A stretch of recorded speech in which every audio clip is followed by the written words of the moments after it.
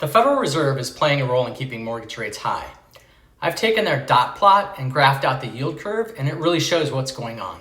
Traditionally, the yield curve is charted as a horizontal line. Normally, we see higher rates for longer maturities, resulting in a positively sloped yield curve that looks like this. Here, we chart the yield curve as a dot plot, where the curve is on the vertical axis for any one date. Now we've laid in those rates for the last 30 years. And then we've simply added some trend lines. You can see the logic of a higher interest rate for a longer borrowing period remains true in most intervals. But not 25 years ago, and certainly not today. Today, the Fed funds overnight rate pays more than the 10-year U.S. Treasury note.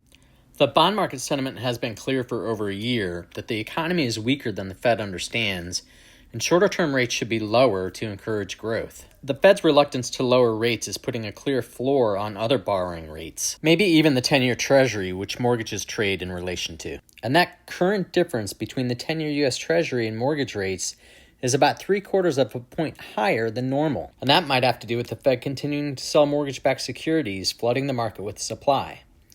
Neither action by the Fed is helpful for mortgage rates.